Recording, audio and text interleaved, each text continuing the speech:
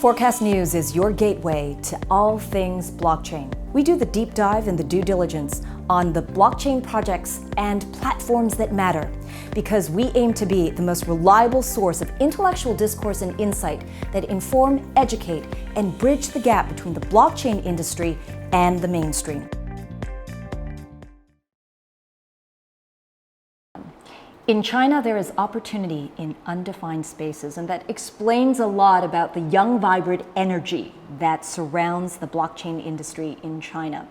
Developers with vision is one thing, but without the support of investors and resources around them, it remains only that. We're here in Shanghai, one of the tech hubs in China, and we are sitting in one of the blockchain centers around the world that CEO of Blockchain Global, Sam Li, helped build.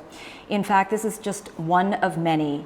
Blockchain Global has invested more than $300 million into dozens of blockchain-enabled companies and projects around the world. So who better to help us understand China and the blockchain industry than Sam, Australian, grew up in Australia, but you saw the opportunity here in China 2 years ago, and here we sit today.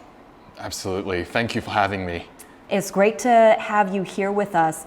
Help us understand what you saw in China, what you saw with blockchain 2 years ago that you said, need to be here. Well, we first start with wherever there is talent, and China, having been the epicenter of the Bitcoin mining boom, the exchange boom, and subsequently the ICO boom, has gathered a lot of talent and capitalized a lot of opportunities and technology. Now, these talent and technology, however, lack the regulatory clout in order for that rubber to hit the road. And as an Australian company that has successfully worked with regulators, especially in Australia since 2014, creating tax laws, accounting standards, as well as blockchain standards through Standards Australia, ISO standards, we were successful in bringing a lot of that kind of regulatory framework to many, many markets. And we saw when we could put talent from China with regulation from Australia, that was a very dynamic coupling of activity and value. I want to understand that you come from experience from the Australian regulatory space, yes, right? Yes. And so that you're applying that regulatory framework to talent pool here in China. Yes, that's well, right. China's regulations have also evolved since 2014. They've shut down the mining, they've shut down the ICOs, they are shutting down the crypto exchanges. So in the context of that, how is Chinese policy shifting and shaping blockchain innovation in China? So the capability of building on the blockchain is not something that you can build overnight. And because of all the wealth and capital that came into funding a lot of exciting blockchain opportunities in China, we have a real expertise that was what attracted us to China in the first place. We have actually got over 240 regulated exchanges registered with AUSTRAC, which is the Australian government anti-money laundering body. That means that Australian regulated exchanges actually take up over 80% market share of all regulated exchanges globally. What that meant was there was a significant arbitrage for us to take Chinese talent in building blockchain-enabled exchanges and subsequently deploying it into an Australian regulated framework. And with that, there was a real ability to capture and create jobs in China from a technology front and in Australia from a legal and regulatory front. Yeah, we've been talking to so many young people. We've been talking to so many people in the blockchain industry here in China.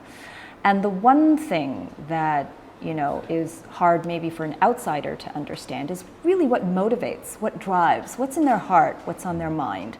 What do they see about the blockchain industry that excites them? And that's something that you see every day. Yeah, well, blockchain is the buzzword, and there's so many adults that don't understand anything about it. And it's, I guess, really funny. Just like the dot-com bubble, we've all been through it, where you have these young people saying, I now know more than you, and I'm going to teach you. So it's actually a great way for intergenerational education, as well as, a give and take between, the son or daughter and their parents or grandparents. And what we find is children in China, they're not familiar with the concept of physical cash. It's all digital to them. Even if you have a 6-year-old, that person has got a smartphone with a WeChat wallet. Yeah. And that can translate into a blockchain-enabled wallet that people can then use to pay for a vending machine, pay for food out of a vending machine, or pay for a couple of rounds on a computer, one of those. Old school, yes, arcade machines. Yes, exactly. yes. So that is an exciting interaction that kind of leaps across very well. And because China's already gone digital into how they interact with things on a value basis, blockchain-enabled tokens is something that they get very, very quickly. And we're here to take advantage of that and provide the necessary education through the Blockchain Center as a not-for-profit to drive this kind of dialogue in primary school and secondary school programs. So what do the kids want to know about blockchain, and what do they want to understand when they come to learn? The easiest way for us to explain blockchain is we see this as a technology that allows everyone to issue a token of value that has a consensus of value based on whatever the friends and family are willing to pay for it. So this is how we see trust being built in the future. It's not just amongst governments issuing currencies or a gold certificate that everybody trades off that has value for 5,000 years. We're talking about peer-to-peer interaction between value I create and you create. Yeah. Why did you come to China? What was the opportunity that you saw? The breadth of talent in China is what really attracted us, because although regulation in the blockchain space has not really been the strong point of the Chinese ecosystem, and we completely understand that the central government has, of course, 1.4 billion people to kind of juggle. So that is fine for things to happen slowly. But what we want is to leverage the talent pool that has been created through these tech giants in China, and then leverage them into the blockchain space and export it overseas. And so what are you exporting? What kind of ideas are you exporting from the talent pool here in China? The opportunity for us to export Chinese blockchain capability is that we could build things faster, cheaper, and quicker than anyone else in the world through the existing payment and technology expertise that China has. Apply that into blockchain, layer on some smart contracts and some blockchain sexiness, and you have an explosion of allowing any country outside of China to build a solution similar to WeChat that is secured and custodied and transparent on the blockchain. And so really what you're leveraging is this enormous speed in which China has adopted fintech, has a talent pool of developers and coders that support that, and then be like the back engine to whatever product that can be exported and used in any other country. That's what it sounds like. Yeah, absolutely. We want to have the rest of the world experience China's payment technology, but regulation in these part of the world struggle to understand that payment technology really requires regulatory approval to digitize value. And I understand that a lot of regulators are here to protect end consumers, but that is also stifling innovation. So through the blockchain, we're able to more easily prove to regulators that the tokens are backed by real value because of the transparency and the limiting of supply or the management of the treasury to ensure that we're able to create a WeChat-like payment solution in any country in the world. Is it easy for you to find projects that you want to invest in China? Well, in terms of investing in China, we definitely have made numerous investments on the equity side.